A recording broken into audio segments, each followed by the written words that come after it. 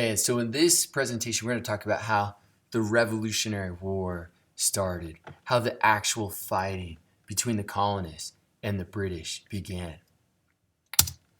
And so we talked about how the British taxed the colonists. So they had the Sugar Act was their first attempt, then the Stamp Act, and you guys wrote a paragraph on that. And then there was another attempt, it was called the Townshend Acts. And the Townshend Acts tried to tax a whole range of things, including glass and tea, paint, and paper. And so the colonists, their main reaction was to boycott all of these products. Boycott means they refused to buy any of these goods from the British. They said, basically, if you're going to tax us on tea, then we're not going to buy any tea from you. So then we're not going to have to pay any taxes. If you're going to tax us on glass or paint or lead, and lead was often what was filled up the center of pencils, and it was also a metal that could be used, or a tax on paper. We're not going to buy any of those products from you, so we don't have to pay this unfair tax. So the colonists are angry and they protest and they refuse to buy these things. And one of their main things was they protest. They express disapproval of these things. And so to protest, they wrote letters to Parliament. And again, Parliament was the group of people in London that were making these laws. And they represented people or areas from all over Britain. But none of the members of Parliament were from the 13 colonies themselves. They weren't representing the 13 colonies. And so they wrote letters, and then they also boycott. Again, this means they refused to buy the goods. They would also burn effigies. And I'll show you an image in a moment. But this is where you make like a fake dummy, and you say, hey, this represents a person, and you light it on fire. And they also tar and feathered the tax collectors. And they even made committees for tar and feathering.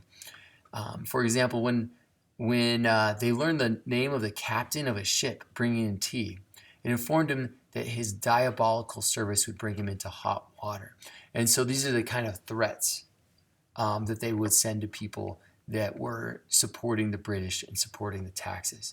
They basically threatened to beat them up, threatened to tar and feather them. And we already analyzed this image in a previous assignment. Again, boycott means you refuse to buy. So at one point, people are like, hey, boycott Wendy's. I have no idea what this was about. Some people say you should boycott Nike or Kellogg's or whatever it is. If there's something that you're against, someone doing something, then maybe you want to boycott a certain business. Here's an effigy. This is like a reenactment of the colonists. They would make an effigy of, a tax collector or maybe members of parliament or a royal governor that they didn't like. Here's an effigy of someone's burning up President Trump. And this is really common. Like President Obama and Bush, people burned effigies of them as well, mainly from other countries. And so finally, the British decide to cut all the taxes except for one tax on tea only. And so they passed the Tea Act. It lowered the tax on the tea, and it granted a monopoly to, it's called the East India Company. And this is a British company owned by British nobles. So basically, if you wanted to buy tea, the law was you had to buy tea from this group of British nobles, and they would get all the profit from it. And the colonists still, and it automatically was taxed. And so the colonists are like, hey, this still isn't fair. You're still taxing us. You're still controlling our trade, our commerce. We don't feel like this is fair. And so you guys already read this passage. The colonists believe the Tea Act left them no choice. It expressed still another claim by Parliament of the right to tax them. This claim meant, as far as they were concerned, that the British plot to enslave them had been revived. If they went on paying the duty now, the government's intentions were laid bare, and they'd be cooperating with the enslavers. So the colonists are like, the British are trying to enslave us by taxing us without our consent. That's what they believe. And so they have the Boston Tea Party, which we just read about. And again, they were only allowed to buy tea from one company. This is a state-granted monopoly. And that tea was automatically taxed. And Governor Hutchinson, he's the governor of Boston, was going to unload the tea and force the tax on Boston. It's like, I'm going to take the tea off the ship, and then you guys have to pay the tax. So the colonists are like, you're going to use the tea to steal money from us, so we're going to destroy the tea. The colonists dumped the tea worth millions of dollars in today's money. And so this is an image of maybe what that looked like. And so the British were outraged by this, and the British responded with what is known as the Coercive Acts. And the word coerce means to force. Basically what the British are saying is, we're going to force you to obey. We're going to break your will to resist. You're not going to fight against us anymore. And the colonists called this the Intolerable Acts. This means we can't take it anymore. We cannot stand it. And it's the same law. It has two different names. The British called it the Coercive Acts. The colonists called it the Intolerable Acts. And these laws closed the harbor. And this is devastating for Boston, because Boston is a port city.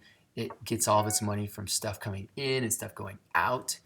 And it demanded compensation for the tea, meaning we're going to not allow any ships in or out until you pay us for the tea. It banned all assembly. So in a previous lesson, we talked about how the British keep taking away the colonists' rights.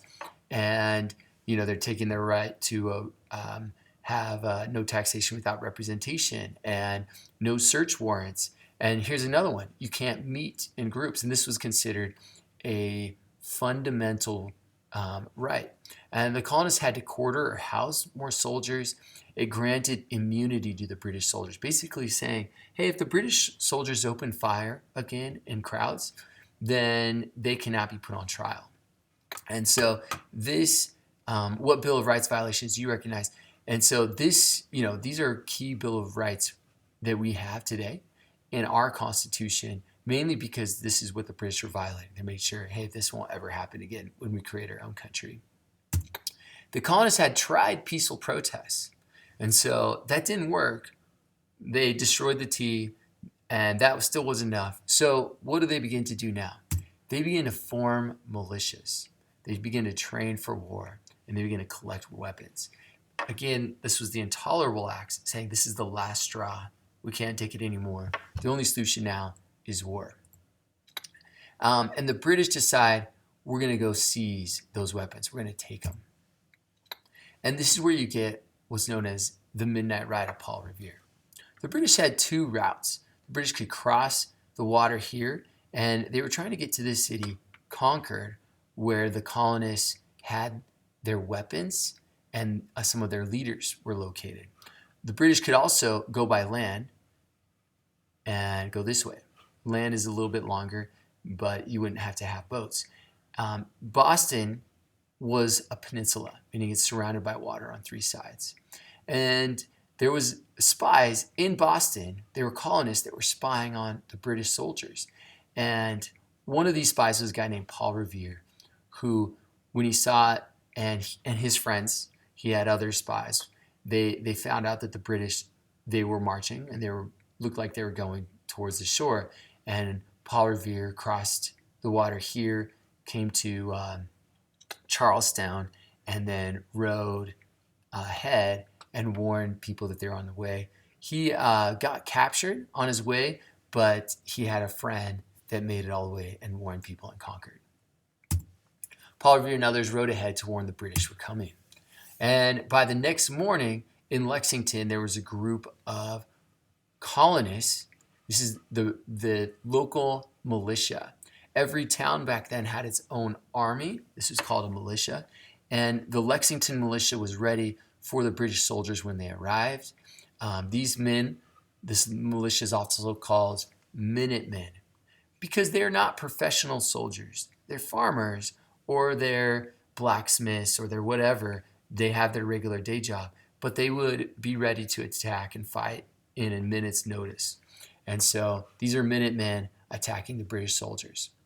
And these are the battles of Lexington and Concord. And this is what starts the Revolutionary War. And so you want to fill out this chart. The colonists protest. They're boycotting. They're tar and feathering. There's writing letters. They're burning effigies.